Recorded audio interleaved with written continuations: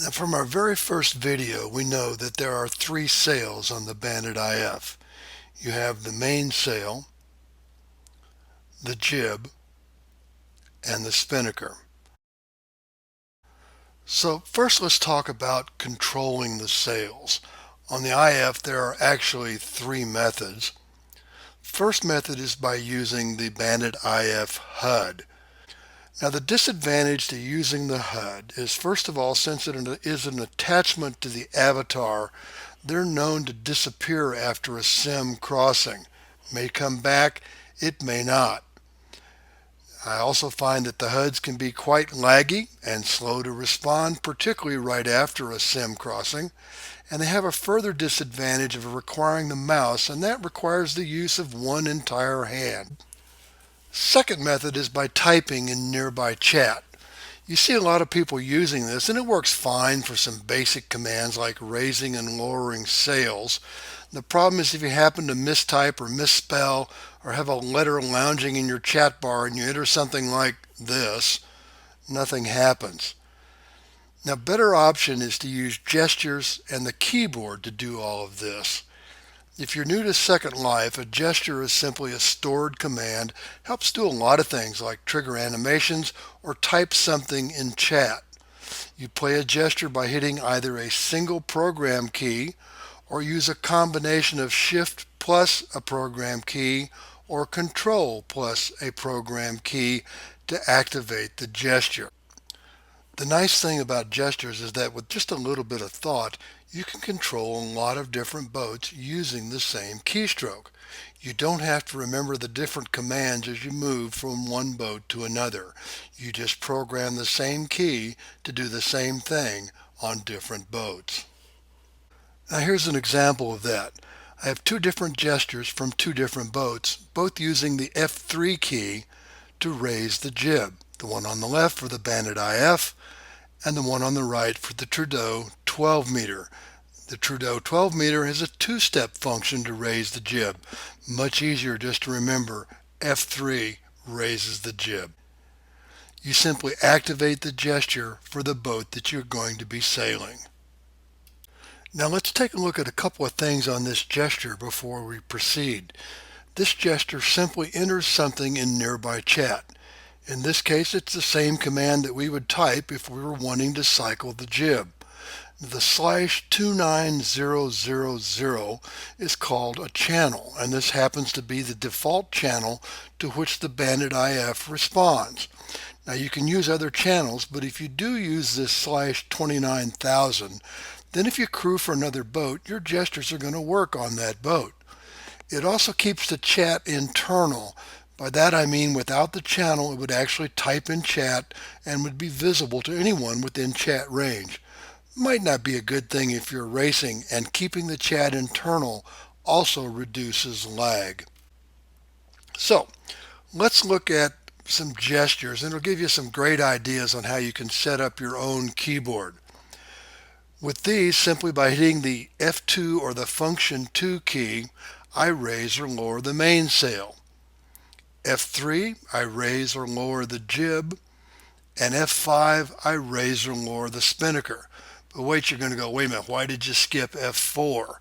Well, the Bandit has only one head sail, the jib.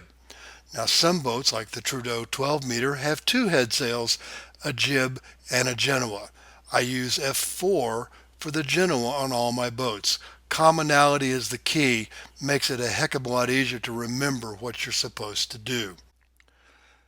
Hiking the skipper is another must-have gesture.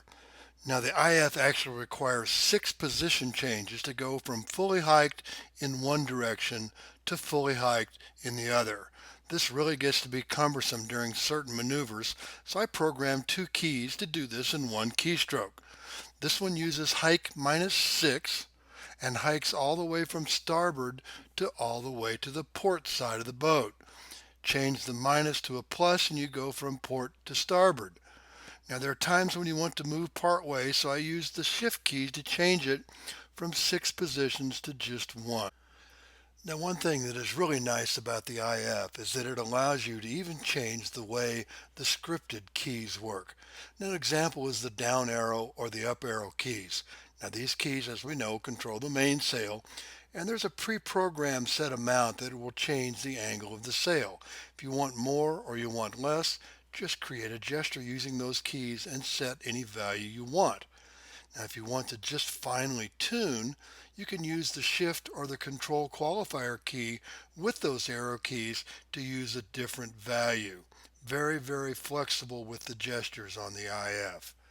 Do I like gestures? You bet. Here's the whole list that I use.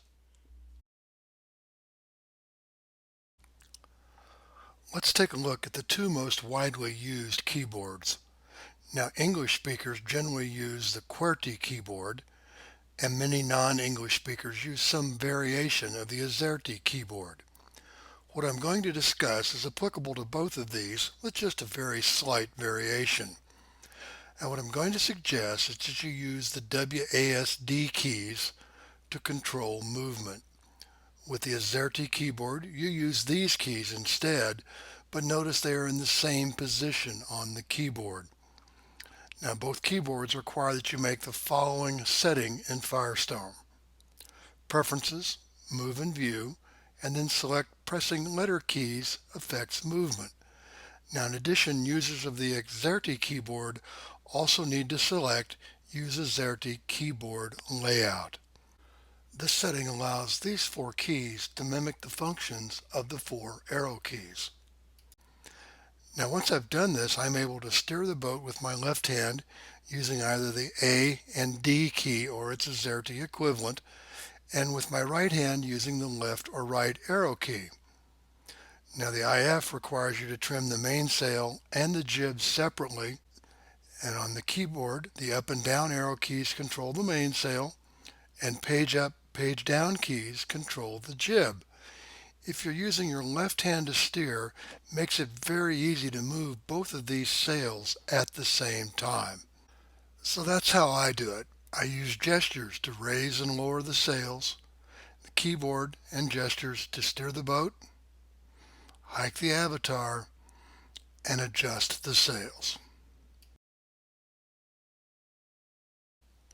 Now how you decide to do all this is totally personal preference, but I do strongly suggest that you try this method to steer the boat with your left hand. It may seem a bit awkward at first, but it soon becomes second nature, and it allows you to do many different things at the same time. The key to sailing the IF efficiently is to be able to steer, hike, and trim all at the same time. Gestures and good use of the keyboard make all of this much easier. It's just like playing the piano. Now that we see how to set up our keyboard and control the sails, what do we have that tells us how well we're doing? Let's go back and revisit the little panels displayed on the bulkhead of the Bandit IF and talk briefly about the data that is available to us. In the first video, we talked about the colors and what they meant as far as sail trim, and the fact that the colors on the top two panels pertain to the jib and the bottom two panels pertain to the mainsail. The actual data displayed on the digital readout pertains to either the mainsail, the wind, or the boat.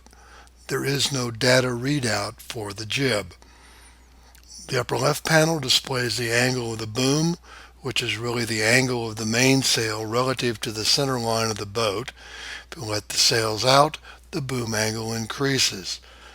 Below that is the AWA, which stands for apparent wind angle, and this was the topic of our second video. So if you do not understand that term, please watch that video. On the right side, you see the actual speed of the boat in knots.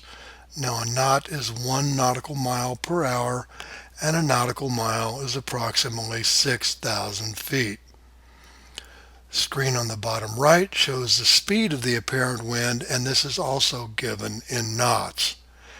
Now, as we discussed in that second video, you need to adjust the boom angle in relationship to the apparent wind angle to have the sail operate efficiently. A good starting point is a boom angle roughly 1/2 of the apparent wind angle. So for an apparent wind angle of 40 degrees, a good starting point on the boom is an angle of 20 degrees. Now here's a short little clip that shows the whole process. It starts with raising the sails and the sails all the way out, and you can see and hear them luffing.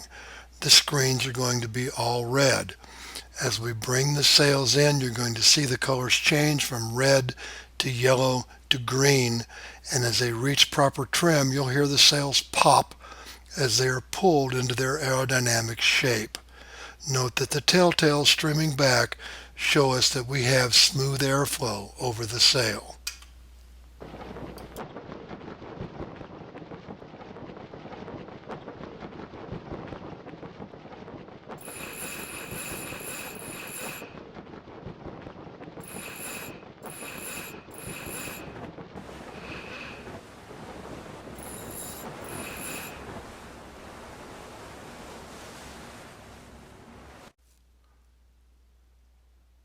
So here we see it.